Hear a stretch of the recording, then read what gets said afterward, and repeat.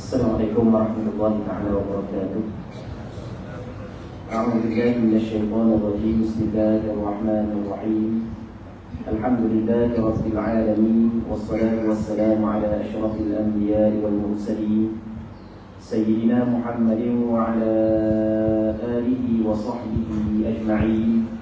Allahumma rabbi shrah li sadri wa yassir li amri wahlul 'uqdatam min lisani yafqahu qawli wa la hawla wa la quwwata illa billahil 'aliyyil 'azim.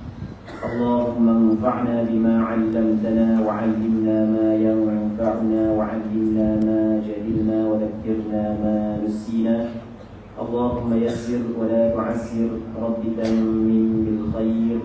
Allahumma iftah 'alaina futuhal 'arifin waffiqna tawfiqas salihin. Allahumma la sahla illa ma ja'altahu sahla wa anta taj'alul hazna idza syi'ta sahla. Terima kasih kepada pengurusi majlis Al-Fadil Ustaz Imam Daga Doa Tunggu Gading yang dikasihi Al-Fadil YP Ustaz Tuan Hashim Allah subhanahu wa ta'ala wa qala Allah baqa'ah.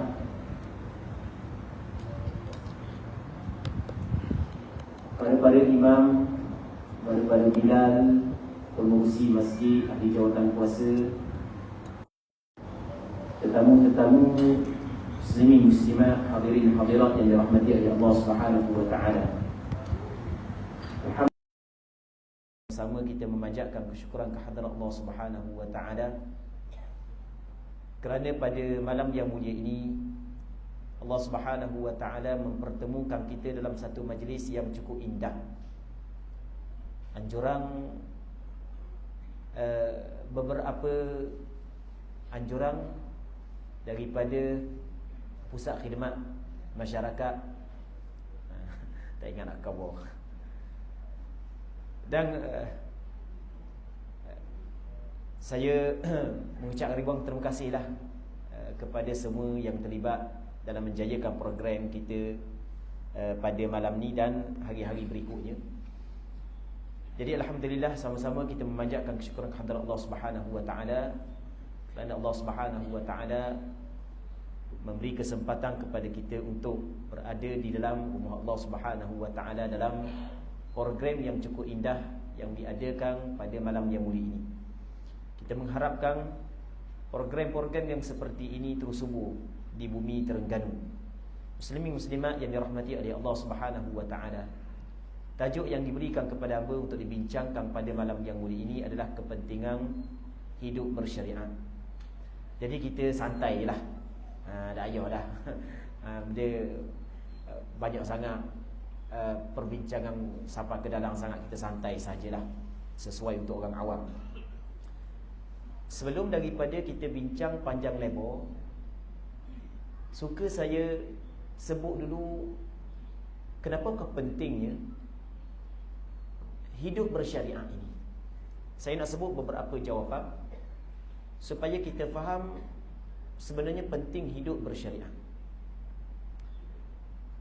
Mana-mana orang yang mengetahui bahawasanya, mengenal bahawasanya Allah Subhanahu wa taala adalah Tuhan dia,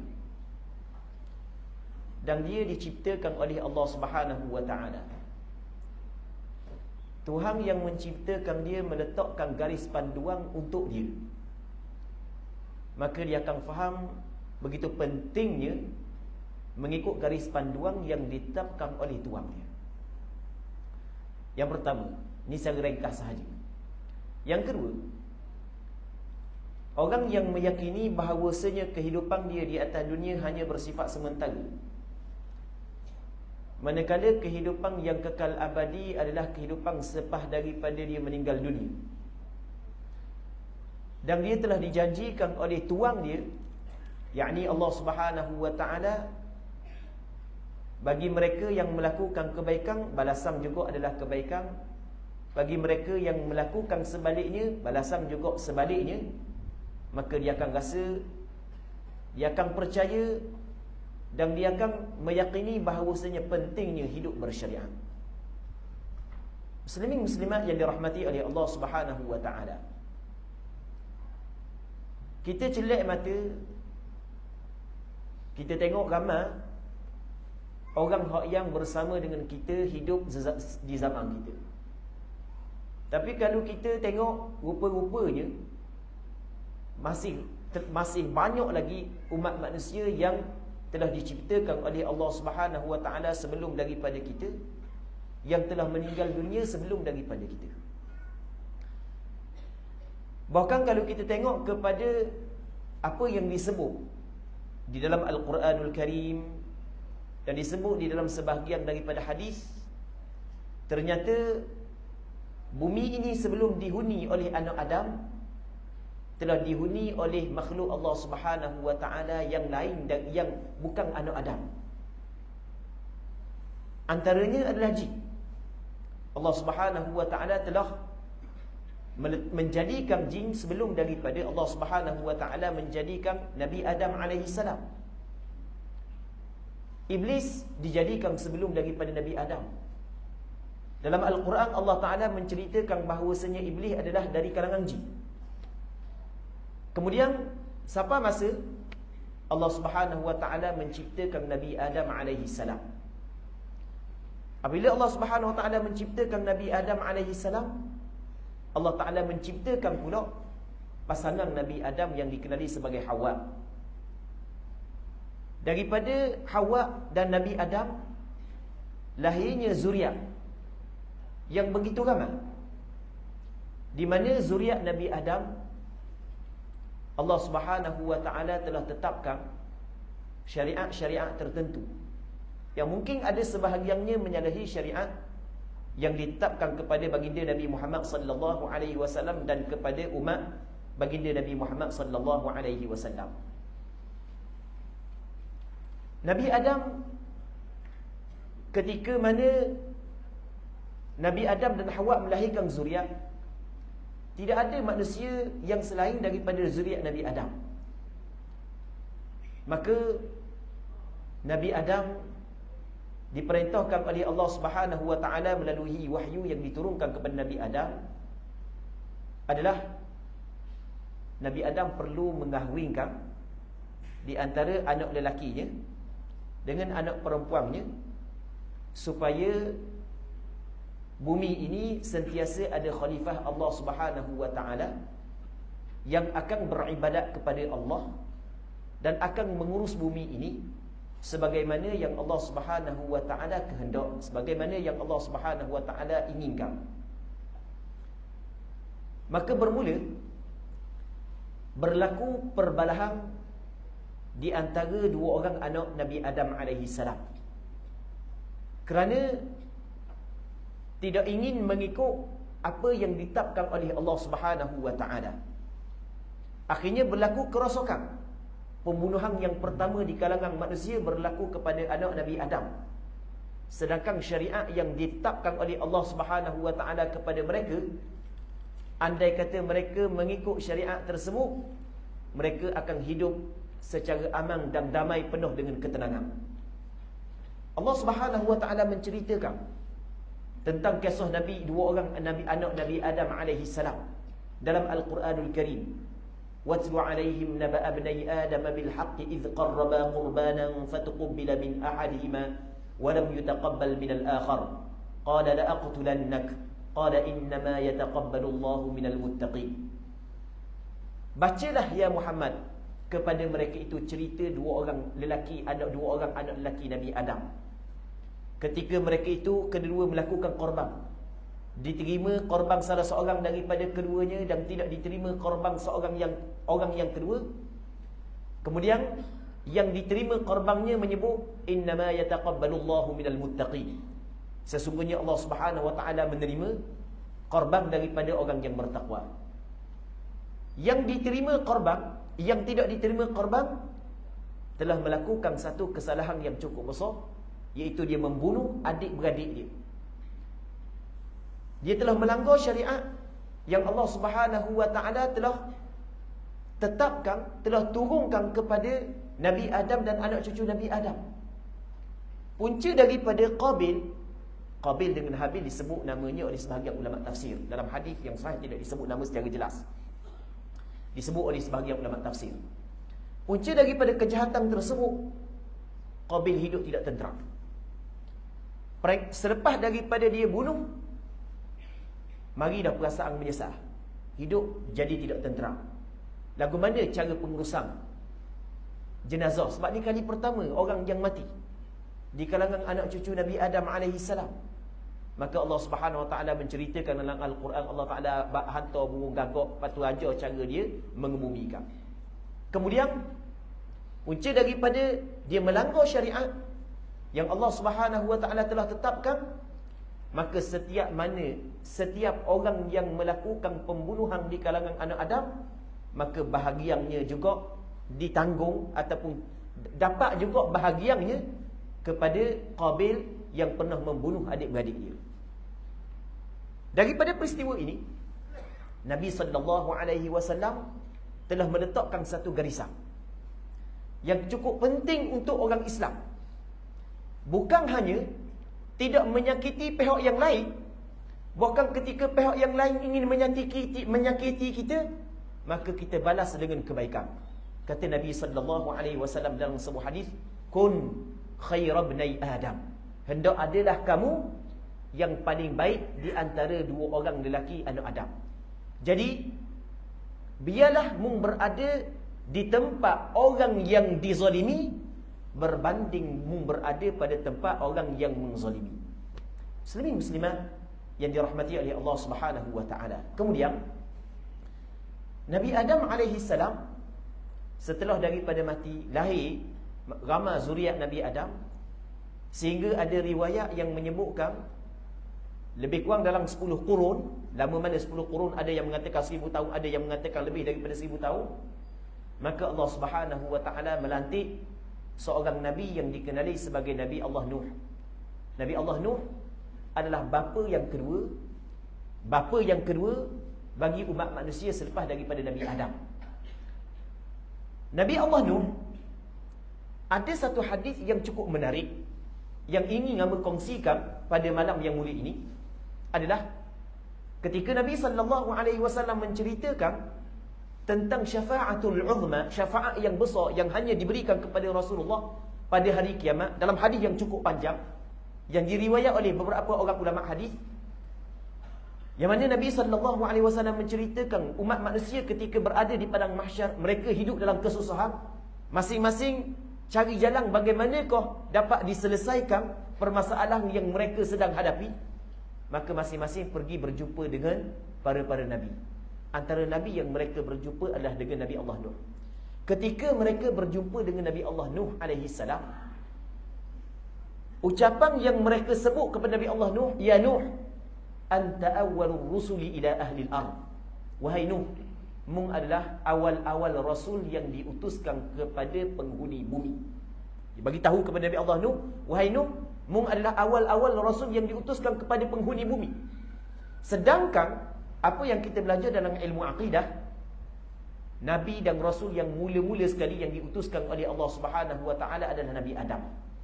Apa yang dihurai oleh ulama adalah Nabi Nuh di awal-awal rasul yang diutuskan adalah setelah daripada kedatangan syirik.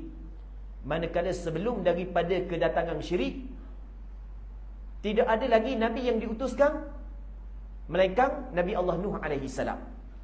Nabi Allah Nuh, Allah Subhanahu Wa Taala bagi tempoh masa umur dia panjang 950 tahun, dan siang dan malam dia berdakwah, mengajak umat dia supaya meninggal melakukan syirik kepada Allah Subhanahu Wa Taala, beriman kepada Allah Subhanahu Wa Taala. Akhirnya umat dia ramai orang yang tidak ikut dia. Lepas tu Nabi Allah doa dengan binasa terhadap umat dia. Berlakulah banjir yang besar. Yang terselamat pada ketika itu hanyalah mereka yang berada di atas perahu dan bahtera Nabi Allah Nuh, termasuklah isteri Nabi Allah Nuh sendiri yang binasa. Seorang anak lelaki Nabi Allah Nuh juga binasa. Selepas daripada itu, Allah Subhanahu Wa Taala mengutuskan lagi rasul-rasul selepas daripada kedatangan syirik, termasuklah Nabi Ibrahim sampai kepada Nabi Muhammad SAW.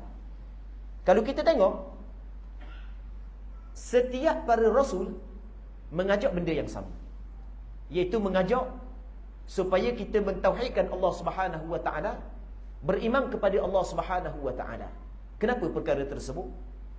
Kerana mereka yang percaya kepada Allah Subhanahu wa taala sahaja yang akan sanggup melaksanakan kesusahan-kesusahan dalam perintah Allah Subhanahu wa taala dan dalam larangan Allah Subhanahu wa taala. Ketika kita membincangkan tentang kepentingan hidup bersyariat, bukan hanya sekadar untuk kita bincangkan tajuk ini, bahkan kita ingin terjemahkan tajuk ini dalam kehidupan kita. Bagaimanakah untuk kita terjemahkan perkara ini dalam kehidupan kita? Bermula dengan akidah yang mantap. Sebab itulah saya datangkan contoh yang pertama adalah perjuangan-perjuangan para Nabi, bermula daripada Nabi Adam, secara ringkas pergi kepada Nabi Nuh, secara ringkas pergi kepada Nabi Ibrahim AS, secara ringkas pergi kepada Nabi Muhammad sallallahu alaihi wasallam. Nabi Muhammad sallallahu alaihi wasallam diutuskan ketika kepada penduduk Mekah, pada peringkat awal kepada penduduk Mekah, yang mana penduduk Mekah pada ketika itu tidak percaya pun hari kebangkitan, tidak percaya pun selepas daripada meninggal dunia mereka akan dibangkit semula. Itulah yang diperjuangkan oleh baginda Nabi sallallahu alaihi wasallam siang dan malam ketika Rasulullah sallallahu alaihi wasallam berada di bumi Mekah. Bukan tidak ada syariat-syariat yang telah diturunkan, undang-undang, peraturan-peraturan, kewajipan-kewajipan, larangan-larangan kepada penduduk, kepada umat Islam yang beriman kepada Rasulullah ketika Rasul berada di Mekah.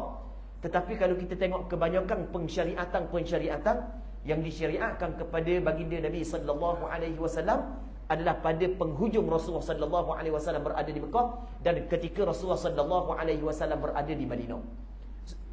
Sebagai contoh, muslimin muslimat yang dirahmati oleh Allah Subhanahu wa taala, solat fardu 5 waktu pensyariatannya adalah pada malam Isra' dan Mi'raj. Isra' dan Mi'raj adalah berlaku lebih kurang dalam setahun lebih sebelum daripada baginda Nabi sallallahu alaihi wasallam berhijrah. Puasa pada bulan Ramadan, zakat, haji, puasa pada bulan Ramadan disyariatkan pada tahun yang kedua hijrah. Begitu juga zakat. Haji lewat sikit pensyariatan haji. Haji lewat. Jadi benda yang kita dapat faham. Begitu juga pada peringkat awal arak. Arak di antara minuman yang diminum oleh masyarakat Mekah. Dan Nabi SAW dan sebahagian daripada penduduk Mekah yang jiwa yang cukup mulia tidak menyentuh arak. Kemudian diturunkan beberapa ayat yang mana peringkat awal hanya menceritakan arak ni ada kebaikan tapi ada kemudaratan. Lepas tu kemudian diturunkan pula ayat jangan solat dalam keadaan mabuk. Akhirnya barulah diputuskan arak diharamkan secara mutlak. Itu berlaku di mana? Ketika baginda Nabi SAW berada di bumi Madinah. Benda yang kita faham daripada apa yang saya sebut secara ringkas, untuk kita menghayati syariat yang diwajibkan kepada kita adalah bermula dengan akidah yang mantap. Orang yang tidak beriman kepada kewujudan Allah Subhanahu wa taala, dia tidak beriman kebangkitan selepas daripada meninggal dunia, dia tidak beriman kepada kehidupan yang kekal abadi setelah daripada dia meninggal dunia, payah untuk dia melakukan perkara-perkara yang baik, menerima undang-undang yang didatangkan oleh baginda Nabi sallallahu alaihi wasallam. Tetapi berbeza dengan mereka yang mengetahui bahawasanya kehidupan di atas dunia hanyalah bersifat sementara. Dia memiliki Tuhan yang telah menjadikan dia, yang telah menghidupkan dia, yang akan mematikan dia dan akan menghidupkan kembali dia, dan akan membalas. Kebaikan akan dibalas dengan kebaikan, kejahatan juga dibalas dengan kejahatan. Allah Subhanahu wa taala berfirman dalam Al-Quranul Karim, "Man 'amila salihan falinafsihi wa man asaa fa'alaiha." Sesiapa yang melakukan amalan yang baik, maka sebenarnya manfaat dia kembali kepada dirinya sendiri. Sesiapa yang melakukan kejahatan, maka mudarat juga kembali kepada diri dia sendiri. Muslimin muslimat yang dirahmati oleh Allah Subhanahu wa taala, kalau kita tengok kepada undang-undang yang Nabi sallallahu alaihi wasallam bawa, agama yang Nabi sallallahu alaihi wasallam bawa, kita dapati bahawasanya agama tersebut adalah untuk kebaikan hamba Allah Subhanahu wa taala di atas dunia dan untuk kebaikan hamba Allah Subhanahu wa taala di negeri yang kekal abadi.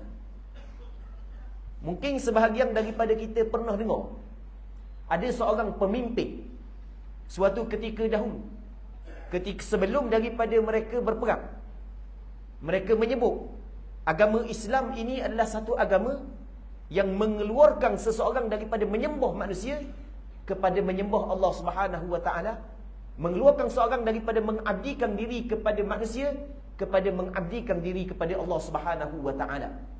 Agama yang dibawa oleh baginda Nabi sallallahu alaihi wasallam sebenarnya adalah untuk kebaikan umat manusia itu sendiri di dalam kehidupan di dunia dan dalam kehidupan di akhirat. Cuba kita tengok. Nabi sallallahu alaihi wasallam meletakkan beberapa panduan yang mana andai kata semua umat Islam menggunakan panduan ini, maka hidup akan tenang, hidup akan aman. Sebagaimana Nabi sallallahu alaihi wasallam menceritakan di akhir zaman akan adanya seorang yang dikenali sebagai Imam Mahdi, yang di akhir zaman akan turunnya Nabi Isa. Sebelum daripada Nabi Isa ada Imam Mahdi, yang mana Nabi Isa dia akan memerintahkan atau akan memerintah bumi dan memenuhkan bumi dengan sifat adil, sebagaimana sebelum daripada dia memerintah bumi penuh dengan kezaliman. Sehingga ada riwayat menyebut siapa kena bersedekah pun payah nak jumpa orang yang boleh menerima sedekah. Muslimin muslimat yang dirahmati oleh Allah Subhanahu wa taala, garis panduan yang ditetapkan oleh Allah Subhanahu wa taala melalui lidah baginda Nabi sallallahu alaihi wasallam adalah sebenarnya untuk kebaikan kita. Kita buat contoh. Muslimin muslimat yang dirahmati oleh Allah Subhanahu wa taala. Nabi sallallahu alaihi wasallam melarang kita daripada mengambil harta orang lain. Nabi sallallahu alaihi wasallam melarang kita daripada menumpah darah orang lain, dan larangan mengambil harta daripada orang lain, larangan menumpah darah orang lain, larangan menzalimi orang lain. Bermacam-macam hadis yang menyebut larangan tersebut, yang menyebut amaran tersebut. Bukan hanya di atas dunia amaran yang diberikan, sehingga di akhirat pun ada amaran yang diberikan. Sebagai contoh dalam satu hadis Nabi sallallahu alaihi wasallam menceritakan, kata Rasulullah dalam satu hadis yang panjang, Nabi sallallahu alaihi wasallam menyebut atadruna mal muflis? Qalu al muflisu fina man la dirham lahu wa la mata'. Mu tahu tak siapa yang betul-betul orang yang bankrupt? Mu tahu tak? Tengok Rasulullah sallallahu alaihi wasallam nak ajar supaya kita hidup di atas dunia ini dengan cara yang baik. Mu tahu tak siapa golongan yang muflis? Kata sahabat Rasulullah, al muflisu fina man la dirham lahu wa la mata'. Orang yang bankrupt di kalangan kami adalah mereka yang tidak mempunyai harta benda. Lepas tu yang dia tidak mempunyai dinar, tidak mempunyai wang, dan tidak mempunyai mata benda dunia. Kata Nabi sallallahu alaihi wasallam, al-muflisu min ummati man ya'ti yaumal qiyamati bi salatin wa zakatin wa saumin. Orang muflis di kalangan umatku adalah mereka yang datang pada hari kiamat dengan membawa pahala salat, membawa pahala puasa, membawa pahala zakat. Kemudian wayati wa qad syatama hadha, tapi dalam masa yang sama dia datang dengan membawa dosa, dia memaki orang ni. Wa qadhafa hadha, dia tuduh orang ni dengan tuduhan palsu. Wa daraba hadha, dia kata orang ni. Wa safaka dama hadha, dia tumpahkan darah orang ni. Dia melibatkan kesalahan-kesalahan orang lain. Tengok Rasul bagi amaran yang keras. Lepas tu fayu'ta hadha min hasanatihi wa hadha min hasanatihi. Mana-mana orang yang dia melakukan kesalahan, maka akan dibayar balik dengan kebaikan-kebaikan yang dia buat. Kalaulah tidak ada kebaikan yang dibuat, maka diambil kejahatan tersebut, diletakkan kepada dia, akhirnya dihumbangkan ke dia ke dalam neraka Allah Subhanahu wa taala. Muslimin muslimat yang dirahmati oleh Allah Subhanahu wa taala. Nabi sallallahu alaihi wasallam menyebut di dalam beberapa hadis bahawasanya agama Islam yang diturunkan kepada baginda Nabi sallallahu alaihi wasallam, yang disampaikan kepada kita adalah agama akhlak. Agama akhlak ia memberi maksud adalah setiap orang Islam dituntut berakhlak dengan akhlak yang mulia. Akhlak yang mulia dia terdiri di atas 3 asas. Yang pertamanya adalah menahan diri daripada menyakiti pihak yang lain. Yang keduanya adalah apa yang ada pada diri kita, kita suka memberi kepada orang lain. Yang ketiga adalah wajah sentiasa ceria, senyum ketika berurusan dengan orang lain. Ini yang dinamakan sebagai akhlak yang mulia. Dalam satu hadis kata Nabi sallallahu alaihi wasallam, bu'ithtu liutammima makarimal akhlaq. Diperintah kepada aku supaya aku menyempurnakan akhlak yang mulia. Akhlak yang mulia adalah terdiri daripada 3 perkara. Menjaga diri kita daripada menyakiti pihak yang lain. Dalam satu hadis kata Nabi sallallahu alaihi wasallam, al-muslimu man salimal muslimuna min lisanihi wa yadihi, atau kama qala. Orang Islam yang sebenar adalah orang Islam yang lain selamat daripada kejahatan mulut dia dan kejahatan perbuatan dia, kejahatan tangan dia. Itu orang Islam yang sebenar. Jadi dia jaga diri dia daripada menyakiti pihak yang lain, sama ada menyakiti dengan perkataan ataupun menyakiti dengan perbuatan. Kemudian yang keduanya adalah suka memberi. Kalau kita tengok di dalam hadis, kita dapati Nabi sallallahu alaihi wasallam adalah seorang yang cukup pemurah. Nabi sallallahu alaihi wasallam adalah orang yang cukup pemurah. Nabi sallallahu alaihi wasallam suka memberi, khususnya pada bulan Ramadan. Sehingga dalam hadis menyebut Rasulullah lebih pemurah daripada angin yang bertiup. Yang ketiganya adalah muka sentiasa manis, mudah bergaul dengan orang. Ini yang dinamakan sebagai akhlak yang mulia. Ketika kita membincangkan pentingnya hidup bersyariah, kita kena faham bahawasanya syariat itu ia merangkumi 3 perkara. Tadi saya ada sebut tentang akidah. Saat ini saya sebut tentang akhlak. Kerana sebenarnya agama yang dibawa oleh baginda Nabi sallallahu alaihi wasallam terdiri di atas 3 asas, di atas 3 perkara. Yang pertama berkait dengan akidah, yang keduanya adalah berkait dengan pengamalan, termasuklah solat, puasa, zakat dan lain-lain. Yang ketiganya adalah berkait dengan akhlak. Ini disebut dalam satu hadis yang panjang yang dikeluarkan oleh Imam Bukhari, Imam Muslim dalam kitab sahih beliau daripada Sayyidina Umar bin Al-Khattab radhiyallahu taala anhu. Sayyidina Umar menceritakan bahawasanya satu ketika sedang-sedang Sayyidina Umar duduk dalam majlis bersama dengan Rasulullah sallallahu alaihi wasallam, tiba-tiba datang seorang lelaki yang pakaian dia putih, rambut dia hitam, duduk di hadapan Rasulullah, sandarkan 2 lutut dia kepada 2 lutut Rasulullah dan meletakkan 2 tangan dia di atas 2 paha Rasulullah. Kemudian dia mengajukan kepada Rasulullah sallallahu alaihi wasallam beberapa soalan. Soalan yang pertama ditanya, akhbirni anil Islam, cuba cerita kepadaku tentang Islam. Yang keduanya, akhbirni anil iman, cuba cerita kepadaku tentang iman. Yang ketiganya, diminta Rasulullah cerita kepada dia tentang ihsan. Yang keempatnya, bila kau kiamat. Yang kelimanya adalah tanda-tanda berlakunya kiamat. Pada penghujung hadis, kata Sayyidina Umar, selepas daripada 3 malam peristiwa tersebut, Rasulullah tanya pula aku. Rasulullah kata lagu mana? Ya Umar, atadri manis sa'il? Wahai Umar, mu tahu tak siapa yang bertanya pada tempoh hari? Kata Sayyidina Umar, Allah wa rasuluhu a'lam. Allah dan Rasulnya lebih mengetahui. Kata Nabi sallallahu alaihi wasallam, fa innahu Jibril atakum yu'allimukum dinakum. Yang datang pada tempoh hari adalah malaikat Jibril, didatang kepada kamu nak mengajar kamu agama kamu. Jadi agama yang dibawa oleh baginda Nabi sallallahu alaihi wasallam adalah terdiri daripada soalan-soalan yang diajukan oleh malaikat Jibril dan dijawab oleh baginda Nabi sallallahu alaihi wasallam. Yang pertamanya adalah tentang Islam, yang keduanya adalah tentang iman, yang ketiganya adalah tentang ihsan, yang keempatnya bila kau berlaku kiamat masuk dalam rukun iman, tanda-tanda kiamat masuk dalam rukun iman.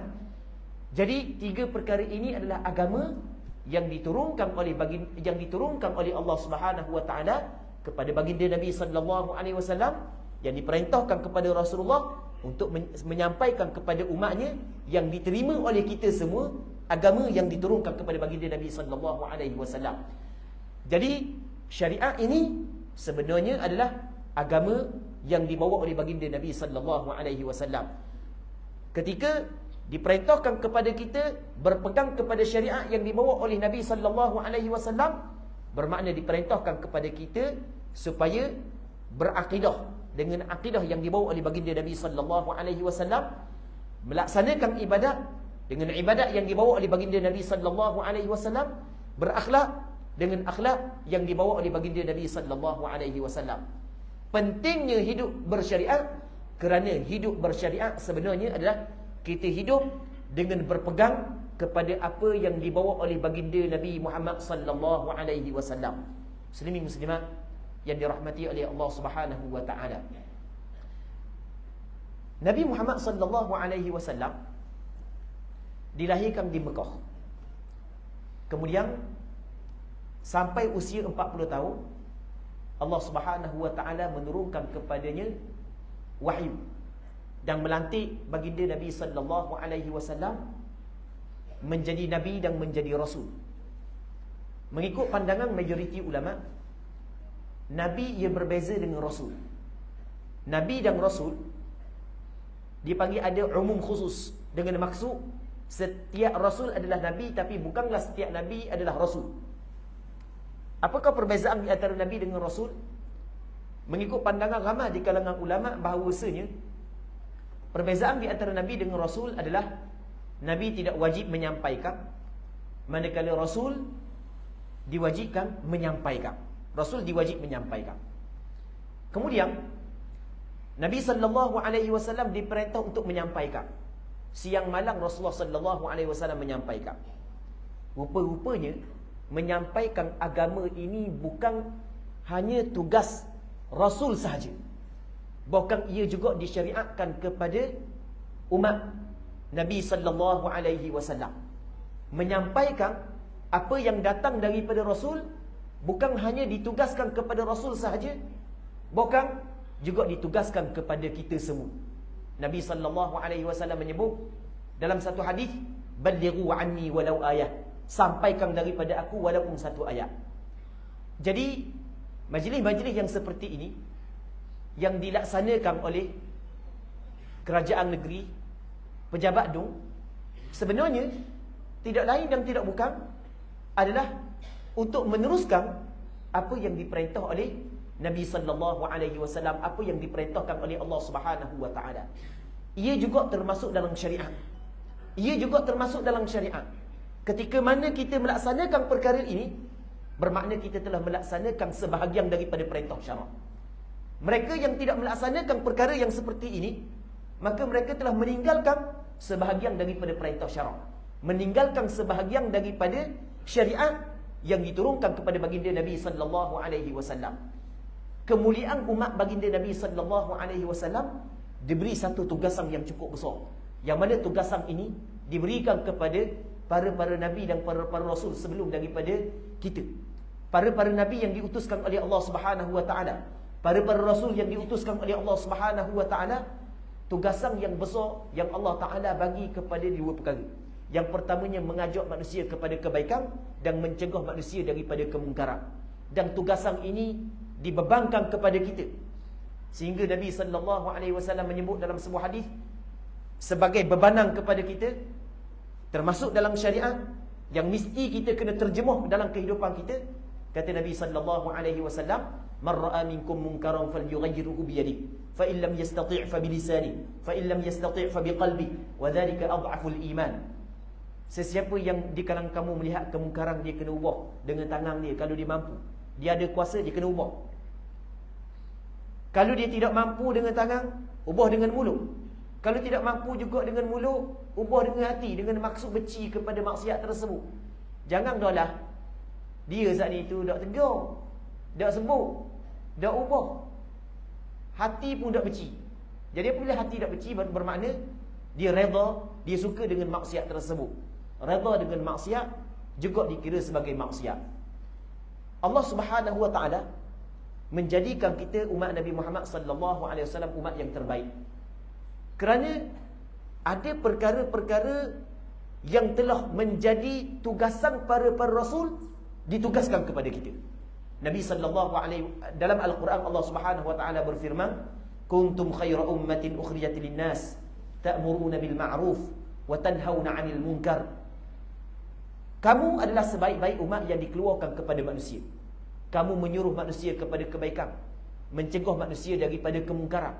Itu sebenarnya termasuk dalam syariat yang disyariatkan kepada baginda Nabi sallallahu alaihi wasallam dan kepada kita semua. Kepentingan hidup dengan bersyariat ini, ia merangkumi perkara yang berkait dengan akidah, perkara yang berkait dengan ibadat, perkara yang berkait dengan akhlak. Muslimin muslimat yang dirahmati oleh Allah Subhanahu wa taala, mana-mana mereka yang mengambil berat terhadap tuntutan yang Allah Subhanahu wa taala tuntut kepada dia, maka dia akan mendapat satu kejayaan yang besar di negeri akhirat nanti, iaitu dia mendapat syurga Allah Subhanahu wa taala dan dihindari dia daripada neraka Allah Subhanahu wa taala. Tidak ada kejayaan yang sebenar melainkan kejayaan seseorang hamba Allah Subhanahu wa taala menyelamatkan diri dia daripada neraka Allah dan mendapat syurga Allah Subhanahu wa taala.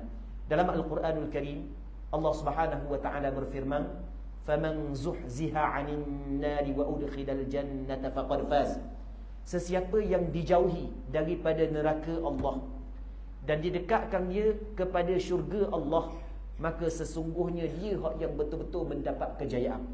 Kejayaan ini hanya diperolehi bagi mereka yang beramal dengan syariat yang diturunkan kepada baginda Nabi sallallahu alaihi wasallam. Muslimin muslimat yang dirahmati oleh Allah Subhanahu wa taala, mereka yang faham, mereka yang beriman kepada hari kiamat, mereka yang percaya bahawa hari kiamat ni tidak ada penghujung selama-lamanya. Ada dua tempat sahaja, tidak ada tempat yang ketiga. Yang pertamanya adalah syurga, yang keduanya adalah neraka. Syurga adalah tempat nikmat, yang mana orang yang duduk dalam syurga selama-lamanya akan berada dalam nikmat. Manakala neraka adalah tempat azab. Orang yang duduk dalam neraka selama-lamanya dia azab. Dan azab neraka ni tidak boleh kita nak banding dengan azab dunia. Allah Ta'ala menyebut dalam Al-Quran sebagai satu contoh teruknya azab neraka, kullama nadijat juluduhum baddalnahum juludan ghayraha liyadhuqul azab. Setiap kali luruh kulit mereka itu digantikan kulit yang lain. Tujuan dia supaya mereka itu merasai azab. Kemudian apabila dia faham bagaimanakah kehidupan selepas daripada dia meninggal dunia, dan dia percaya dia akan dibangkit semula, dan kesenangan dia selepas daripada dia meninggal dunia adalah dia beramal dengan syariat yang diturunkan kepada baginda Nabi sallallahu alaihi wasallam, maka dia akan memahami dengan sebenar-benarnya penting hidup dengan bersyariat, yang dengan syariat yang diturunkan kepada baginda Nabi sallallahu alaihi wasallam. Muslimin muslimat yang dirahmati oleh Allah Subhanahu wa taala, lepas Isyak ada pula kan program yang besar kan. Sebab Abu pun ada satu program lagi lepas Isyak. Jadi Abu nak ambil satu lagi, sikit lagi. Ustaz Mar tengok dah tu. Tengok jam dah. Takut Abu lagi panjang masa. Okey. Selagi. Jadi kita kalau kita tengok, alhamdulillah, di bumi Terengganu khususnya, di tempat kita hidup, majlis-majlis yang seperti ini, tinggal lagi kita memberi sokongan untuk majlis-majlis yang seperti ini. Kita mengajak keluarga kita, teman-teman terdekat kita untuk hadir majlis-majlis yang seperti ini, dan kita kena sentiasa berdoa kepada Allah Subhanahu wa taala agar Allah Subhanahu wa taala mengekalkan majlis-majlis yang seperti ini hidup subur di bumi Terengganu, dan semoga Allah Subhanahu wa taala memberi keberkatan kepada rakyat Terengganu kerana menghidupkan majlis-majlis yang seperti ini. Kerana majlis yang seperti ini dapat mendekatkan seseorang kepada hamba Allah Subhanahu wa taala, dapat melaksanakan apa yang Allah Subhanahu wa taala suruh, yang merangkumi hal yang melibatkan akidah, hal yang melibatkan ibadat, hal yang melibatkan akhlak. Jadi hamba rasa pertemuan kita pada malam ni di sini dululah. Kita mengharapkan apa yang kita bincang ada manfaatnya dan ada keberkatannya. Sekali lagi yang mengucapkan ribuan terima kasih kepada pihak penganjur kerana jemput hamba untuk datang ke sini pada malam ni. Allah Subhanahu wa taala a'la wa alam. Allahumma haqqiqna bi ittiba'i nabiyyika Muhammadin sallallahu alaihi wasallam zahiran wa batinan, اللهم إنا نسألك الإخلاص في القول والعمل. اللهم انفعنا بما علمتنا وعلمنا ما ينفعنا وعلمنا ما جهلنا وذكرنا ما نسينا. اللهم إنا نعوذ بك من علم لا ينفع ومن قلب لا يخشع ومن دعوة لا يستجاب لها. اللهم إنا نسألك الهدى والتقى والعفاف والغنى. اللهم اجعل جمعنا هذا جمعا مرحوما وتفرقنا من بعده تفرقا معصوما. صلى الله وسلم وبارك على سيدنا محمد وعلى آله وصحبه أجمعين والحمد لله رب العالمين.